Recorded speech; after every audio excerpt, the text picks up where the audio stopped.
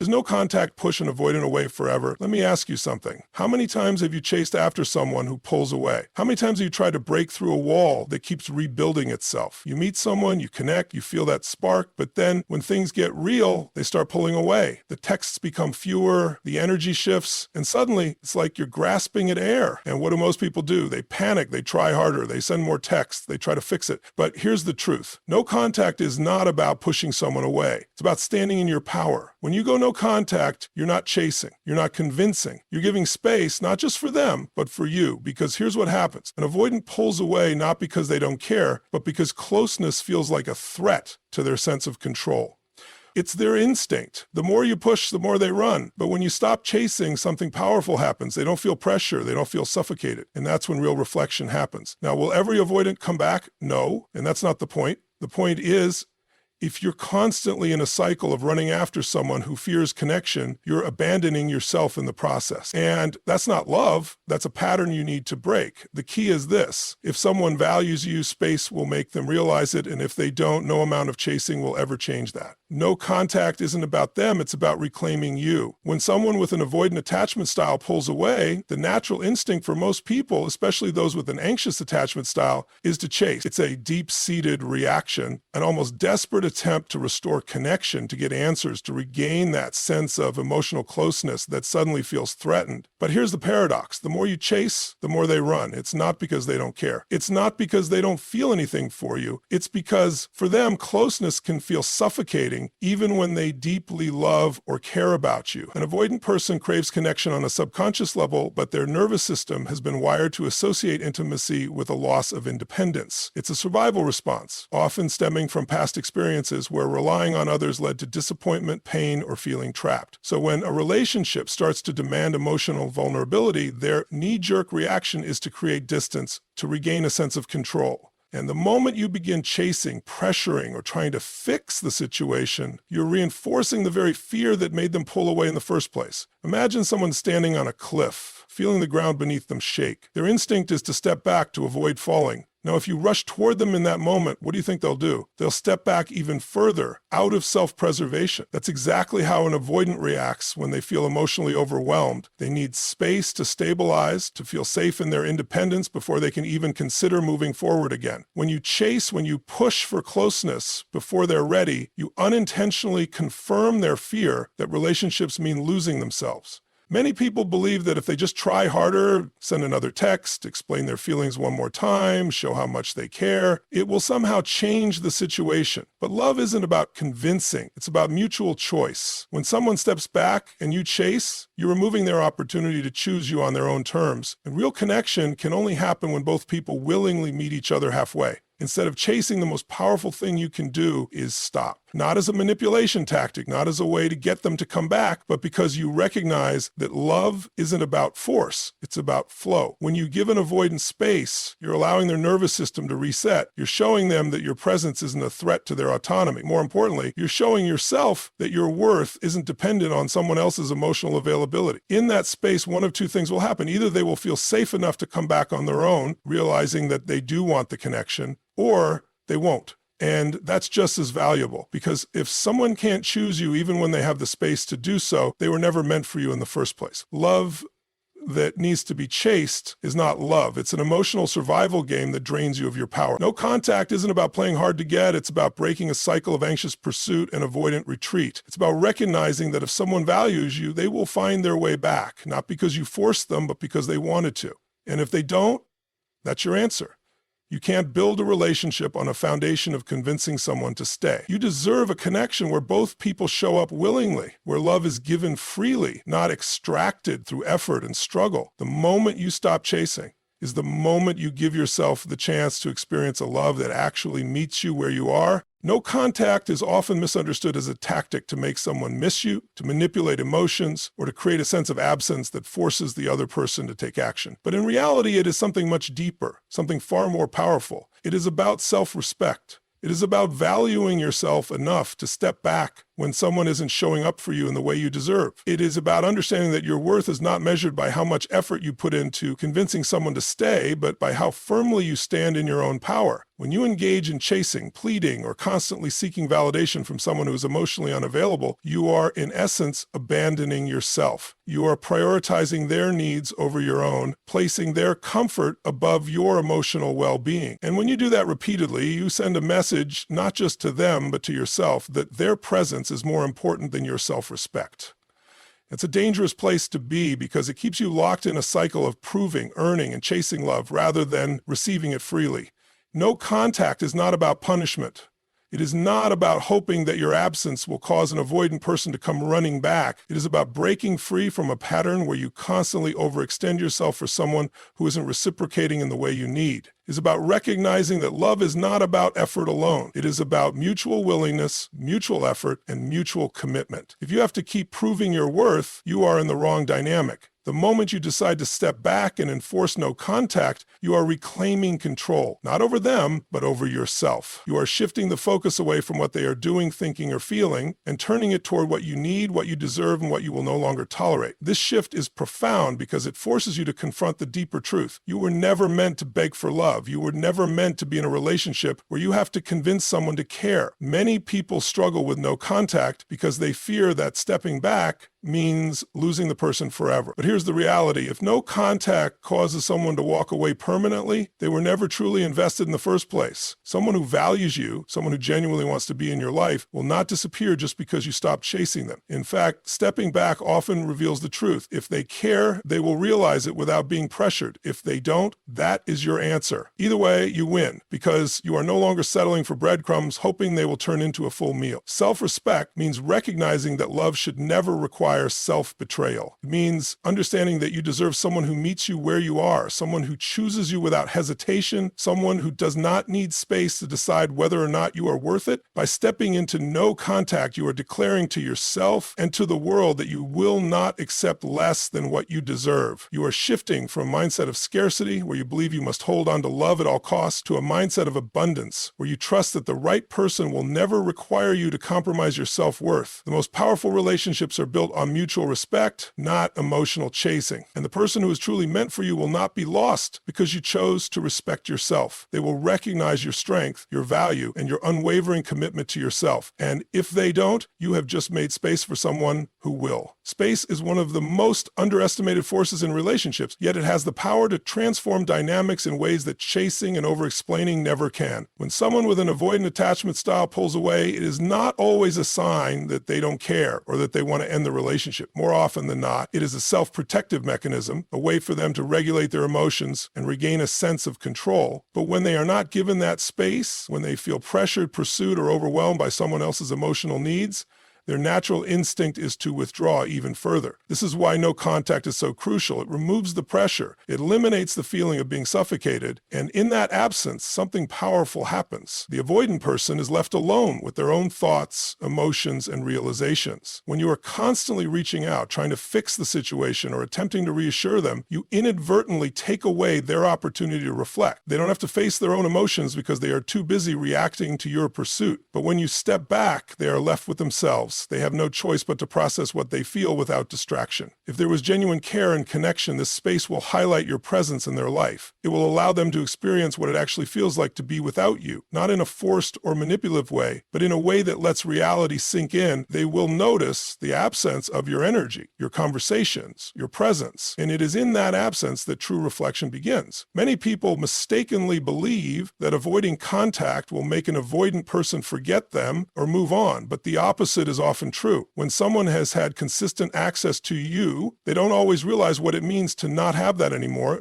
When you are always available, there is no urgency to reflect, no reason to process feelings deeply because they know you're there, waiting. But when you remove yourself from the equation, their mind naturally begins to assess what they are feeling. Did they actually want distance, or was it just an automatic response? Do they miss you? Was the connection meaningful enough for them to want it back? And here's the key. This reflection must happen on their own terms. You cannot force someone to process emotions before they are ready. You cannot make them realize your value by constantly proving it. The The only way they will come to a genuine conclusion about how they feel is by experiencing the contrast, life with you and life without you. If there was real significance in the connection, they will feel that absence, and that realization will come from within, not from external pressure. However, this process is not just about them, it is also about you. Space gives you the opportunity to reflect as well. It allows you to step out of a reactive mindset and evaluate what you truly want. Are you waiting for someone who is incapable of giving you the emotional availability you need? Are you in a cycle where you are always the one giving more while they remain distant?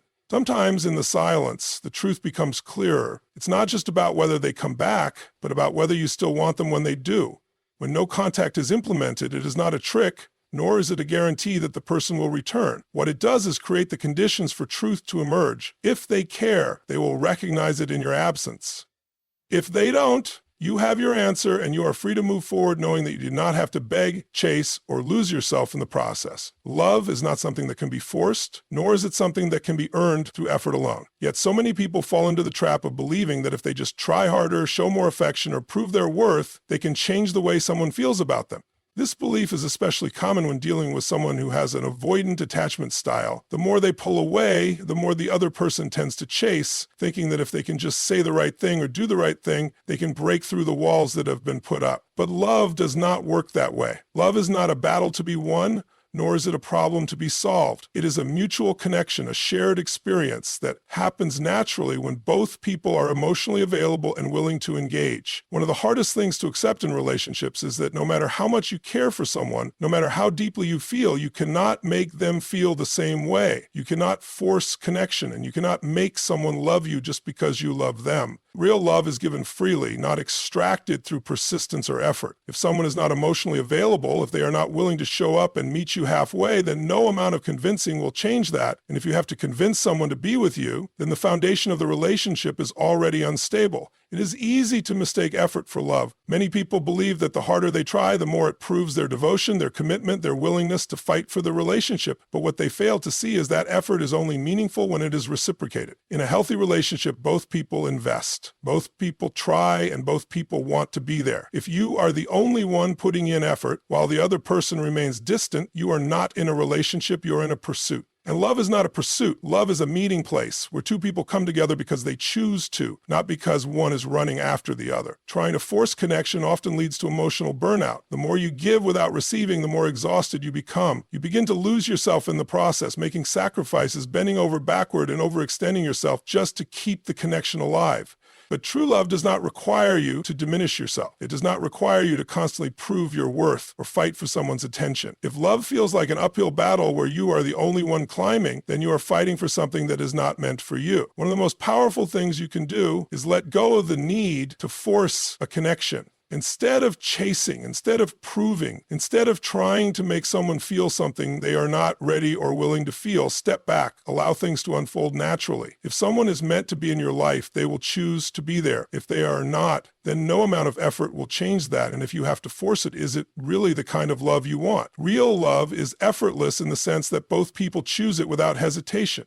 It does not mean relationships do not require work. They do, but they require work from both people, not just one. When someone truly values you, they will not make you feel like you have to earn their love. They will give it freely, willingly, and without conditions. Love is not something you chase. It is something that happens when two people meet in the middle, ready and willing to choose each other. Every single day, not everyone will come back after no contact, and that is something you must be willing to accept. But the deeper truth is that not everyone should come back. When you step into no contact, you are not just giving someone space to decide if they value the connection, you are also giving yourself the opportunity to see the relationship for what it truly was. And in that space, clarity begins to emerge. If someone truly values you, they will recognize your absence, not as a game or a manipulation, but as a moment to reflect on what you brought into their life. If they do not come back, it is not because you did something wrong, but because they were never fully invested to begin with.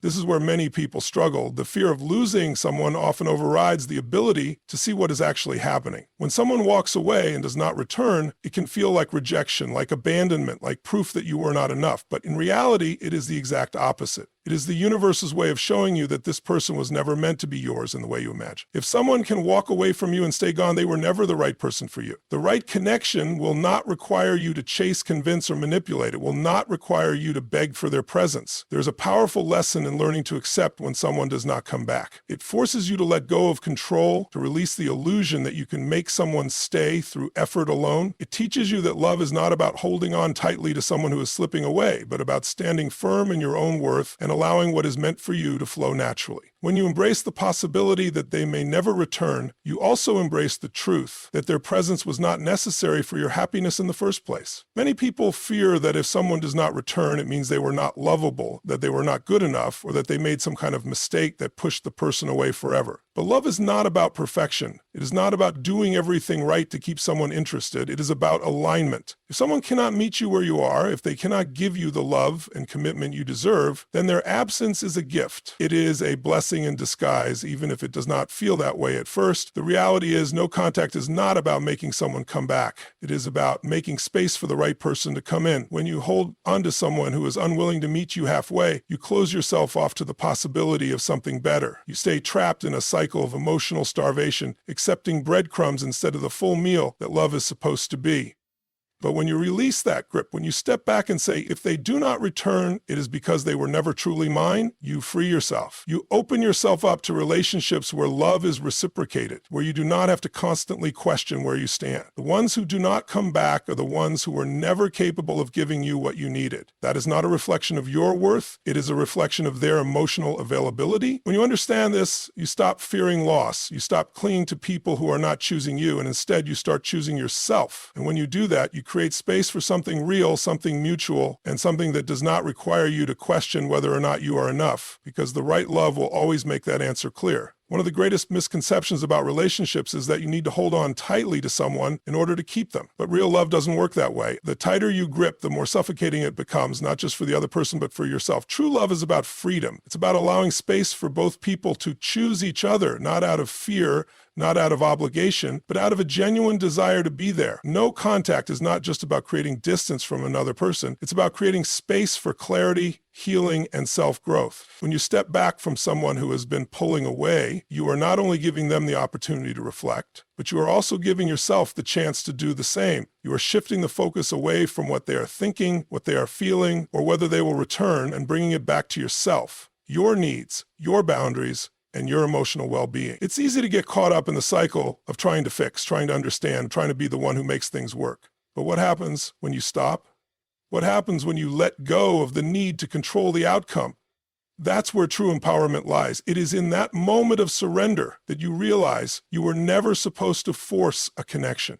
You were never supposed to make someone love you or fight for someone's attention. The right person will not need convincing. The right person will recognize your value without needing to lose you first. When you embrace no contact, you are not only respecting the other person's need for space, you are also respecting yourself. You are saying, I deserve a love that is mutual. I deserve someone who chooses me as much as I choose them. That is an incredibly powerful shift because it moves you out of a mindset of scarcity where you believe that love is something you have to fight for, and into a mindset of abundance where you understand that real love does not require struggle. If someone comes back after no contact, it is because they have realized your value on their own. They have taken the time to reflect, to process their feelings, and to make a decision that comes from within. And that is the only kind of love that is worth having, one that is freely chosen. But if they do not come back, you have still won. You have won because you did not have to beg, plead, or lose yourself in the process. You have won because you chose yourself first. Letting go is not about giving up. It's about trusting. Trusting that if something is meant for you, it will not pass you by. Trusting that real love does not require you to chase. Trusting that the right person will come into your life and stay, not because you held on to them, but because they wanted to be there. This is what no contact truly teaches you. That love should never feel like a battle. It should not require endless effort just to keep someone interested, and once you fully embrace this truth, you become free. Free from the anxiety of waiting for someone's validation. Free from the fear of losing someone who was never truly yours. Free to open yourself up to the kind of love that does not require you to prove your worth, because the right love will always recognize it.